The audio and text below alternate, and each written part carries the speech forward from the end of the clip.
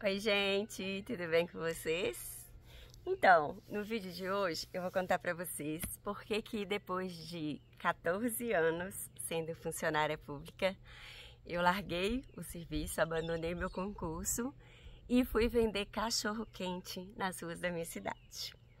Já tem 9 anos que eu trabalho como vendedora de cachorro-quente.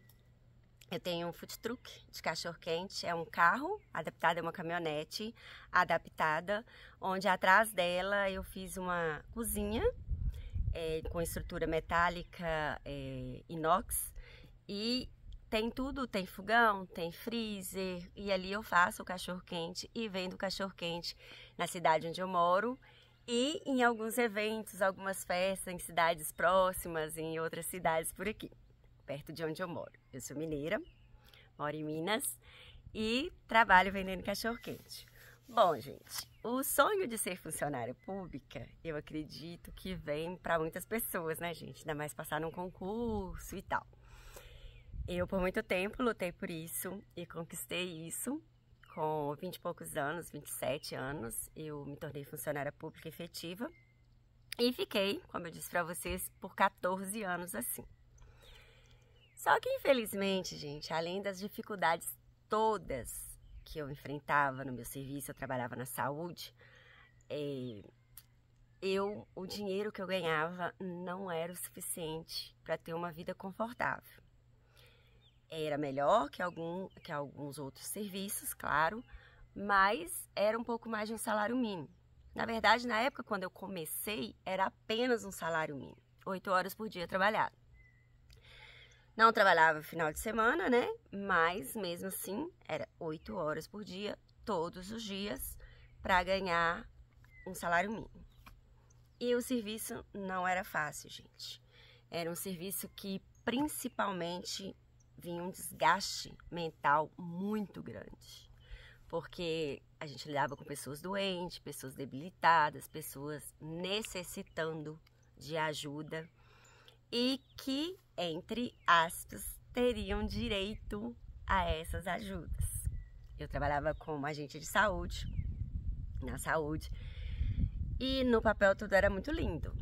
Os direitos estavam lá, deveriam ter isso, deveria ter aquilo, deveria ter remédio, deveria ter consulta, deveria ter assistência, mas não era assim que funcionava. E por mais que a gente é ensinado a não se envolver com o paciente, não se envolver no sentido de se apegar, tá, gente? A gente acaba se apegando. Essas pessoas se tornam parte da sua família, porque você convive com elas, você visita elas no mês várias vezes, você vai dentro da casa delas, a gente enfrenta os problemas dela, ouve os problemas delas, tenta ajudar. Então, assim, pra mim era praticamente impossível eu não me apegar a essas pessoas, eu não me envolver com essas pessoas.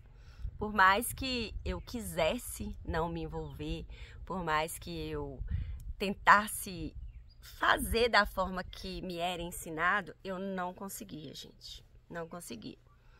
Eu me envolvi com muitos dos pacientes, tinha e tenho até hoje carinho por muitos deles e se tornaram minha família.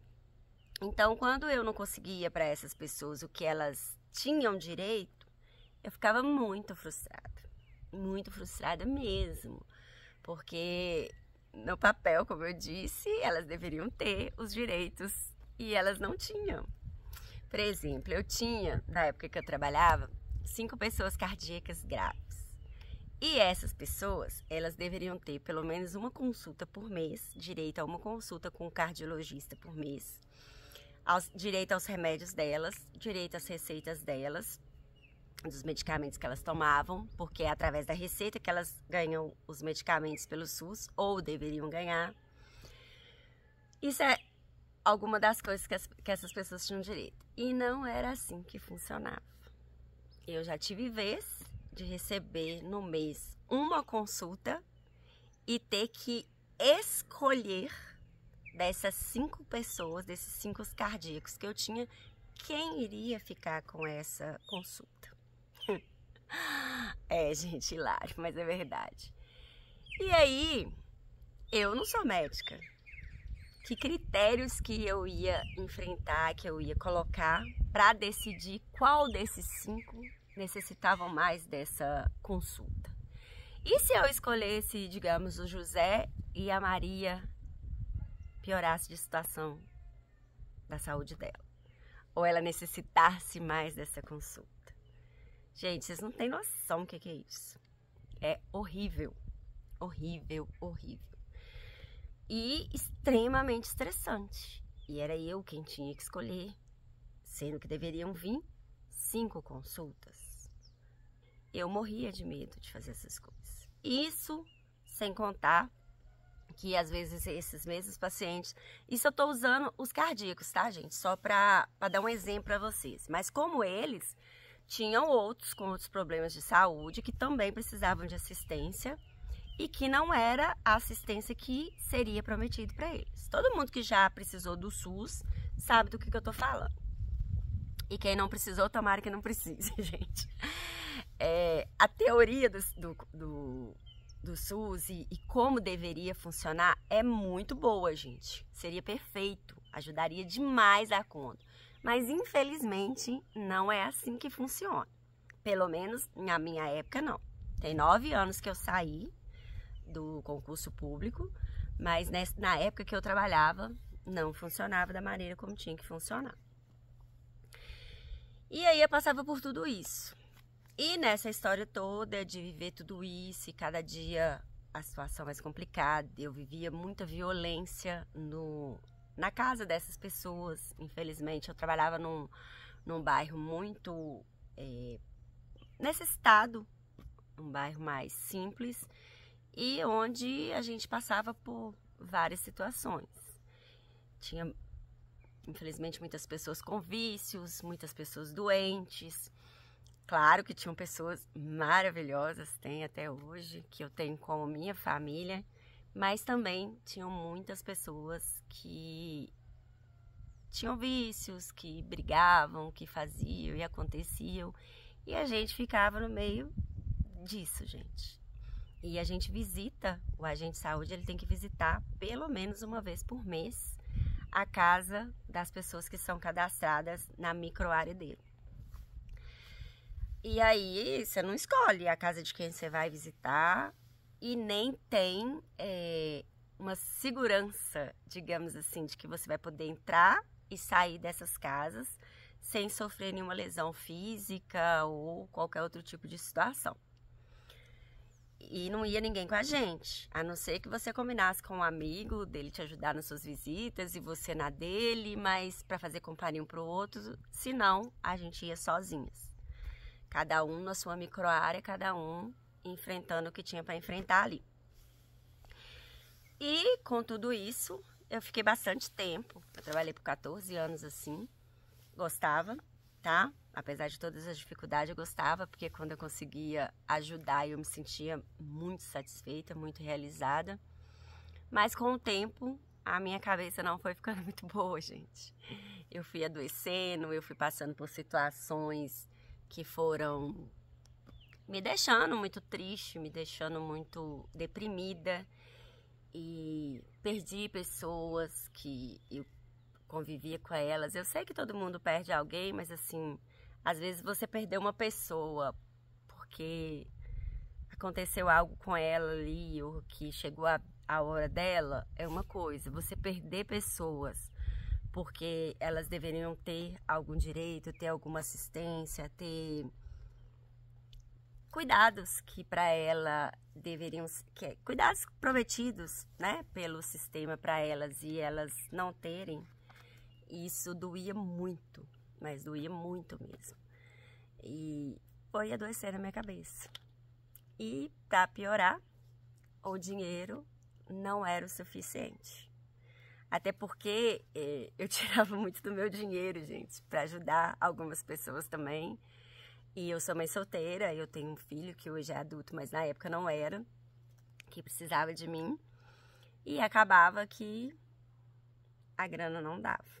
Aí eu fazia vários bicos, pegava outros serviços para fazer no meu horário de folga, para tentar completar a renda. mas também não era satisfatório, não era o suficiente. E aí, quebrando a cabeça por um bom tempo, eu tive a ideia de montar o cachorro-quente. E foi perfeito, gente. Foi muito bom pra mim, muito. Deu muito certo. Até hoje eu trabalho com isso.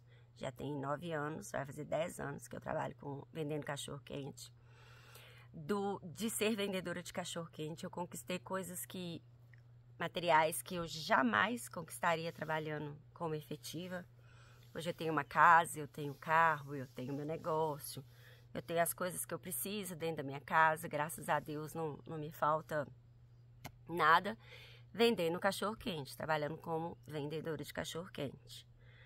Só que também é um serviço que não permite a gente alongar por muito tempo, porque é um serviço cansativo também e bem desgastante já aí fisicamente, porque tem algumas dificuldades que a gente enfrenta na rua e na vida de ser ambulante, que também não é fácil. Mas valeu muito a pena, me deu muitas coisas, me dá até hoje muitas coisas ser vendedora de cachorro-quente. E se eu tivesse que fazer de novo, com certeza eu faria. Com certeza eu iria fazer o cachorro-quente novamente e viver esse tempo dele. Nesse canal eu vou contar para vocês um pouco da minha história, alguns feitos, alguns problemas, algumas coisas enfrentadas. Se vocês quiserem saber alguma coisa sobre ser vendedora de cachorro-quente, sobre como que é o serviço, podem me perguntar. Ou se quiserem saber também sobre mim, podem me perguntar, que eu farei vídeos para vocês contando e explicando a situação para vocês. Espero que vocês gostem desse canal, que vocês gostem de me acompanhar, que vocês curtam, comentem, compartilhem e se inscrevam no canal pra gente criar uma comunidade e, se Deus quiser, muitos amigos aqui. Obrigada, gente, pelo carinho, pela atenção e se inscrevam no canal.